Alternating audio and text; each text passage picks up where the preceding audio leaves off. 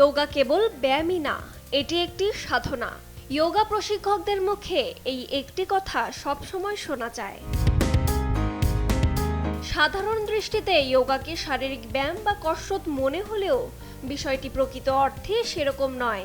এর সাথে মানসিক যোগসূত্র প্রবল বলে মনে করেন যোগা প্রশিক্ষক ও বিশেষজ্ঞরা। প্রতি বছর 21শে জুন বিশ্ব যোগা দিবস পালন করা হয়। এবারের এই দিবসের প্রতিপাদ্য yoga for self and society, অর্থাৎ নিজের ও সমাজের জন্য যোগ ব্যায়াম।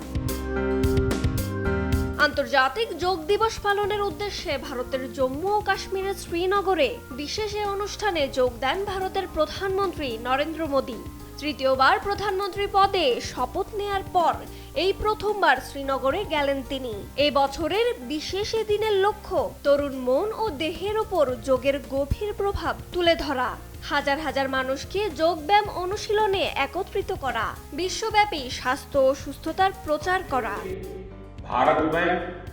আন্তর্জাতিক যোগ দিবস আজ 10 বছরের একটি ঐতিহাসিক যাত্রা পূর্ণ করেছে। 2014 সালে আমি জাতিসংঘে আন্তর্জাতিক যোগ দিবসের প্রস্তাব দিয়েছিলাম। ভারতের এই প্রস্তাবটি 177টি দেশ সমর্থন করেছিল। বিশ্ব দেখেছে যোগের মাধ্যমে নতুন অর্থনীতির পথ প্রশস্ত হচ্ছে।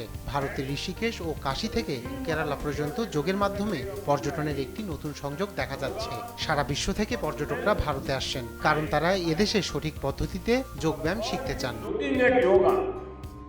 10ম আন্তর্জাতিক যোগ দিবসে শুধু নেতা মন্ত্রীরাই নয়, কাশ্মীরের কনকনে ঠান্ডা থেকে রাজস্থানের প্রচণ্ড গরমেও যোগ দিবস পালন করছেন ভারতীয় সেনারাও।